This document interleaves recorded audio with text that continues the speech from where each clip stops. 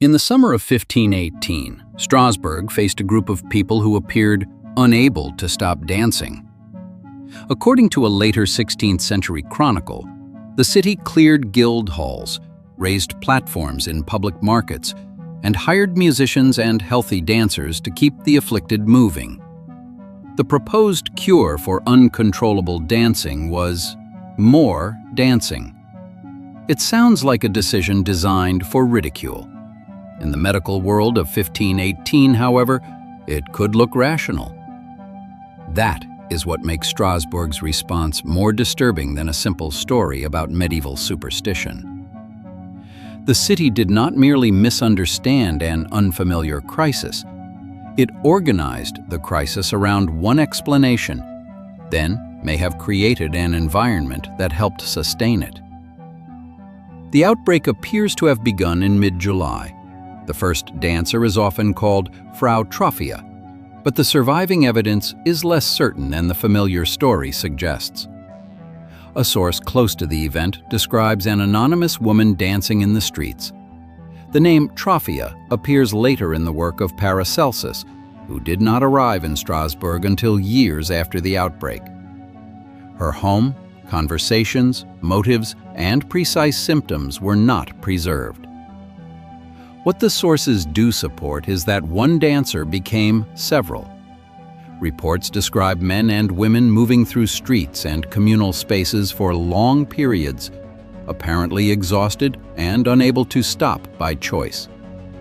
To the people watching, this was not ordinary celebration. Strasbourg knew public dancing and regulated where, when, and with which instruments it could take place. The disturbing part was not movement itself.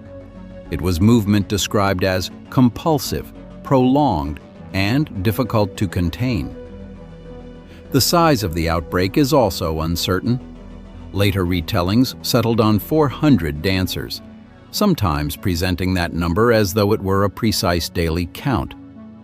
A modern reassessment based more closely on contemporary records suggests a much smaller number, perhaps around 50 at one time.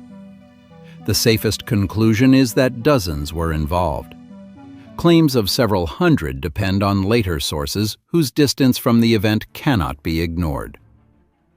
Even dozens were enough to force the city to respond. Strasbourg was a wealthy, free imperial city of the Holy Roman Empire, governed by magistrates connected to powerful families and craft guilds. Its cathedral, workshops, markets, and printing houses reflected generations of prosperity. But the years surrounding 1518 had been punishing.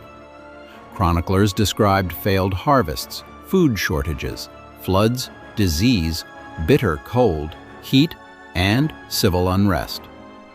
Religious fear remained powerful, while criticism of the clergy and new intellectual movements were beginning to unsettle older forms of authority. Those conditions do not explain why people danced. Hunger, illness, and fear do not automatically produce the same behavior in everyone. They tell us only that the outbreak appeared in a community already carrying intense physical and emotional strain. When the dancers continued, the city appears to have transformed scattered public movement into an organized treatment. The most vivid description comes from Daniel Specklin, Strasbourg's city architect, who was born after the outbreak but preserved an account later in the same century.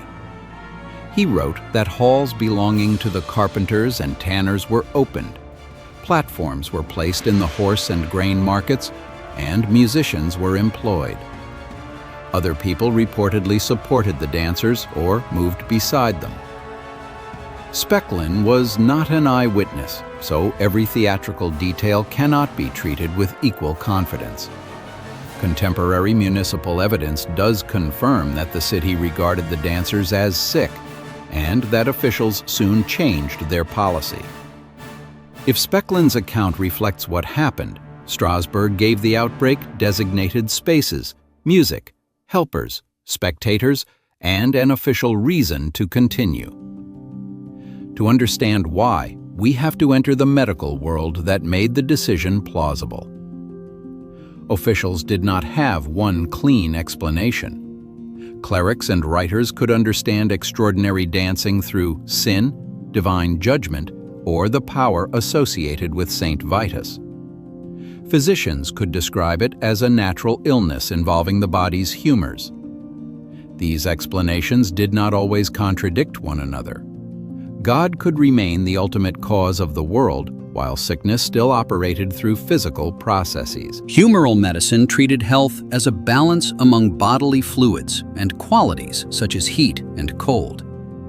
Some medical reasoning connected compulsive movement with overheated, corrupted, or excessive blood. If dangerous heat could be expelled through exertion and sweat, then stopping too early might trap the illness inside. Continued movement promised exhaustion, release, and eventual rest. This was not simply a random belief that dancing cured dancing. Movement had been used in the treatment of other forms of mania, and music and dance were associated with responses to tarantism in parts of Italy. Strasbourg's physicians and magistrates were acting through an inherited model of the body. The model was wrong. The decision still followed from it. No surviving source allows us to watch exactly what the official intervention did to the people involved. The music and platforms may have increased public attention. Watching other bodies move may have influenced expectation or imitation. Civic recognition may have made one particular form of distress more visible and available to others. Some people may have entered or remained in the episode for different reasons. These are possible mechanisms, not conclusions that can be proved 5 centuries later. What is clear is that the treatment did not quickly end the crisis. In early August, a surviving municipal order written in the hand of the Strasbourg official Sebastian Brant announced a reversal.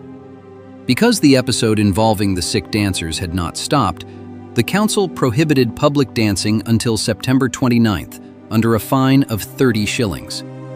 Private dancing remained possible during certain weddings and first mass celebrations, but drums and tambourines were restricted. The logic had changed.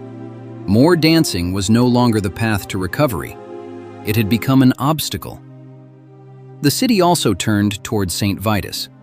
Accounts say that afflicted people were taken to a chapel near Saverne, where they encountered masses, offerings, and consecrated objects.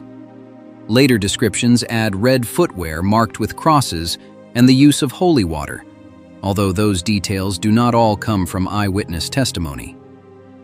The broader change is easier to see.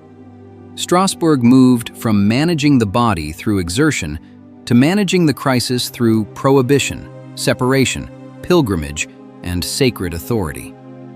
The dancing diminished during the following weeks. That sequence does not prove that the ban or pilgrimage cured anyone. Outbreaks can decline for reasons their observers misunderstand, and the surviving record is too thin to follow individuals from their first symptoms to recovery.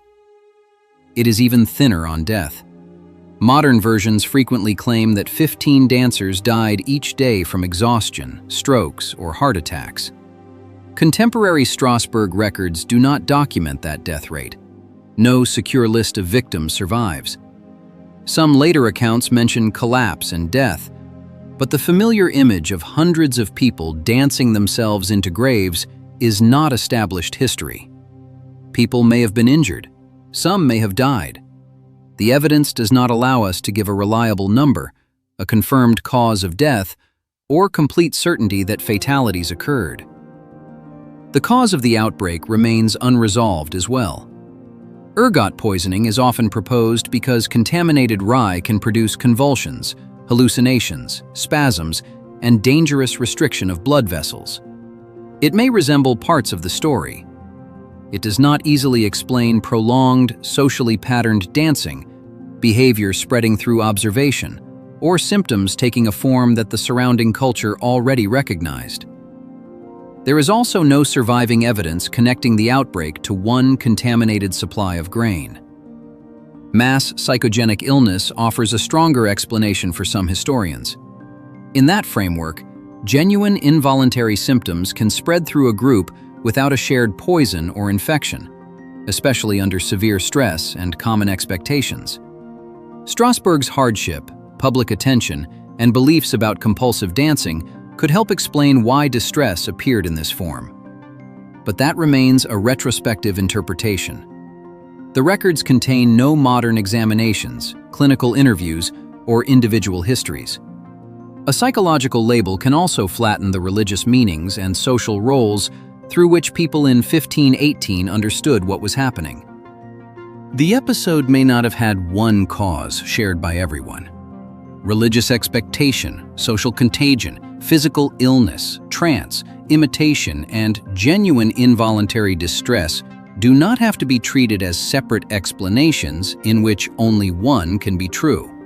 Different people may have entered and remained in the outbreak through different paths. The evidence is too incomplete to turn a complex public crisis into one clean diagnosis.